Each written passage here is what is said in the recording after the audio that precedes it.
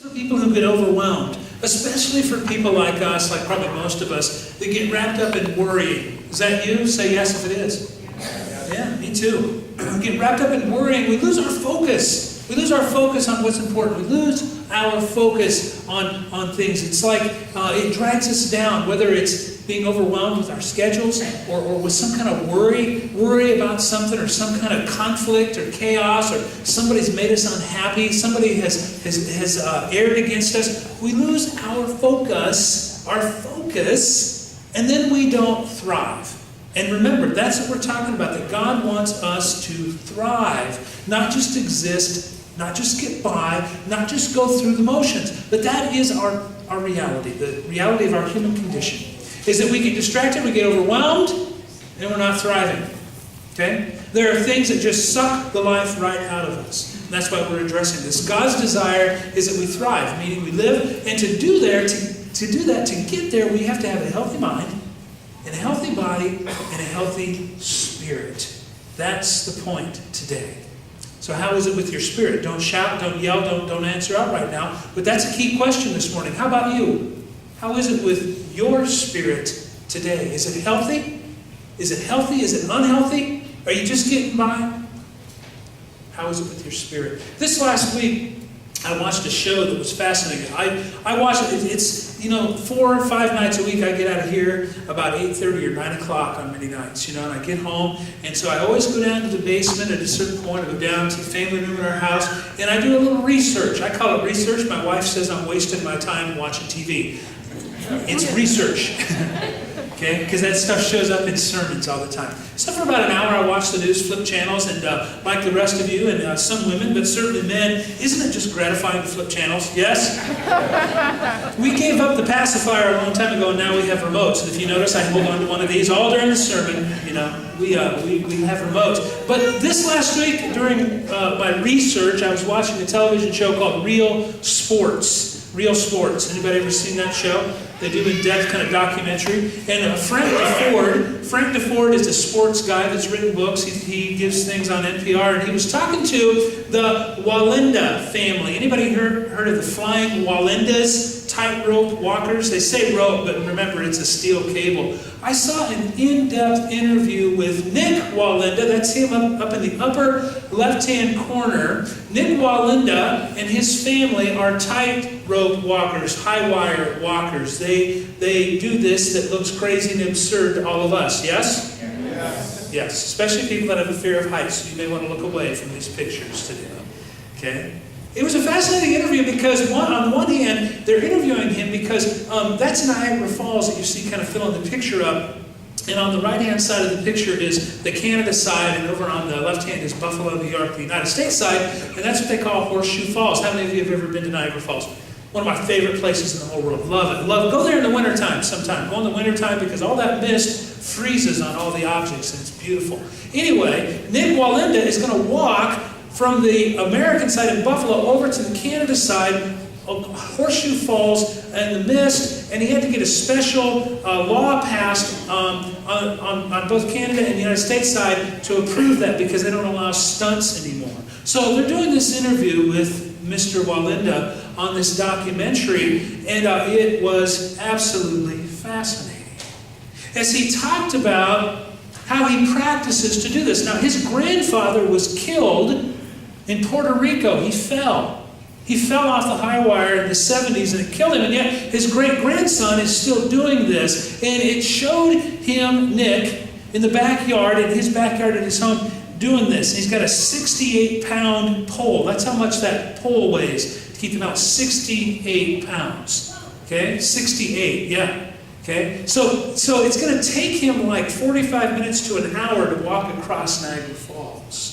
Holding 60 pounds. And he was showing in this interview how that if he changes the attitude of the pole, the weight distribution, the wire shakes and all this kind of stuff, and he'll fall. And he's in his backyard and he's practicing. And while he's practicing in his backyard, his family's back there and they're throwing things at him. They're throwing pine cones and footballs and yelling at him and screaming at him, and they're shaking the cable when he's practicing in the backyard. Why are they doing that? To help him focus. Help him focus. See if they can rattle him. Because I don't know about Nick, I'm sure this is a lot. I don't know if it was me. I would much rather fall in my backyard than over the Niagara Falls, yeah? Fascinating interview about how this happens, but it made me think about how to talk about and how to understand healthy spirit. Okay? How to understand it. It's about focus, first of all. This idea that he is totally tuned in, focus. But more than that, as I've talked about this and with Tony Brown and with Terry and then the Dream Team folks that write to me, there's some folks that are on the Dream Team meeting on Tuesday afternoon and Wednesday. I kick out some things and say, hey, here's where I think I'm going with the sermon this week. Here's some major points. What do you think? And if you want to be included in that list, say something to me. You can come in on Wednesdays and brainstorm with us because that's where a lot of this stuff comes from. Anyway, we were talking about this, and I said we need to explain what a healthy spirit means, but it's kind of ambiguous. It's kind of abstract. So we talked about that and said, what are we talking about? Can we talk about spirit without using the word attitude? And we realized, no, we really can't, because that's part of it. So that caused me to go deeper and say, okay, attitude. Nick Wallenda is all about attitude on the high wire. Y'all with me still? It's all about attitude. It's all about attitude. And what I mean by that now, if some of you don't like heights, don't look at this picture, because this is a picture of this French guy walking between the Twin Towers back when those were still standing. Now, he got arrested, and you can tell it's back in the 70s because that dude's got on bell bottoms. Some of you wore those, not me.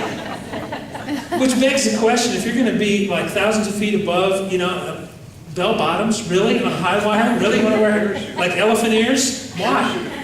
I think it would, parachute pants, I guess. But the high wire walker is about attitude. And by that I mean the definition of attitude is, quote, an orientation of an aircraft relative to the direction of travel.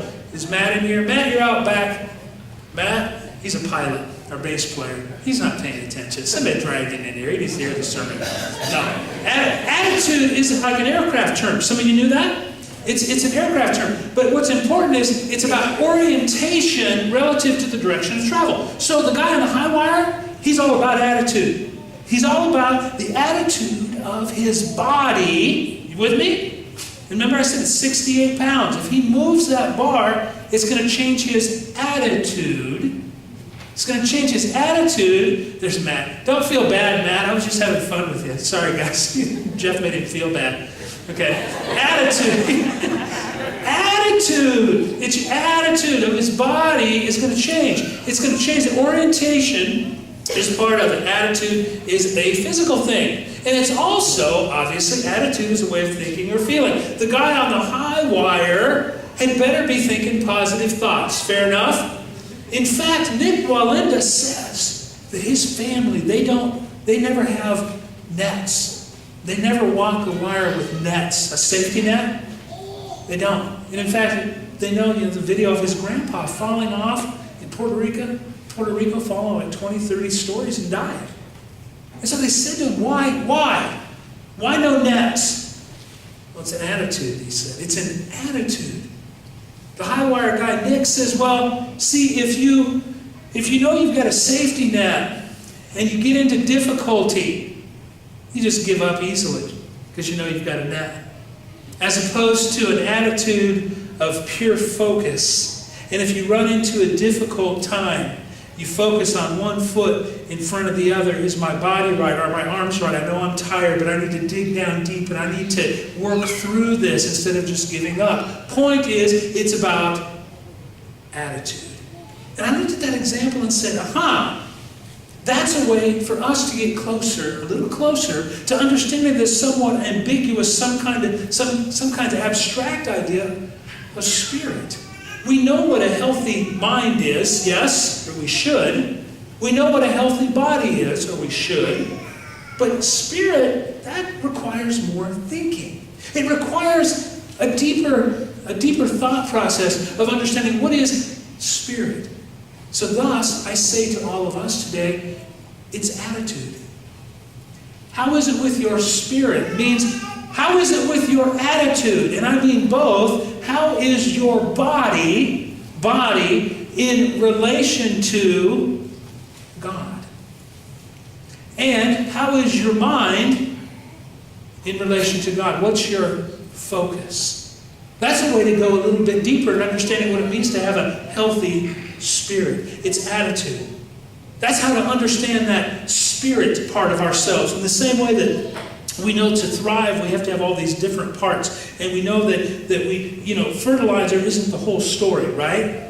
It's part of it. We know that healthy body, fasting, and eating right isn't the whole story for being a healthy human being. It's also our mind, and it's our spirit. One part of us, it's attitude. It's attitude. To help us go that next step, many of us in this room have said things like, we look at somebody and say, that person needs an attitude adjustment. Anybody ever said that?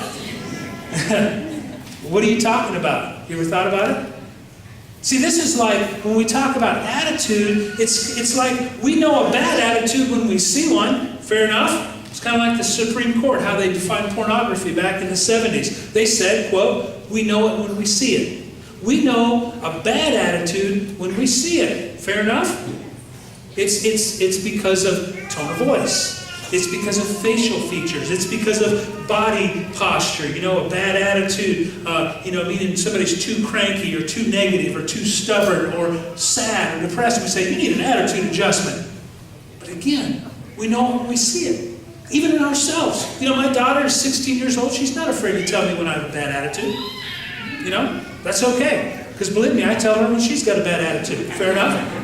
And how do we tell that about each other? Facial expression, tone of voice, right? You all know this. In the same way that we can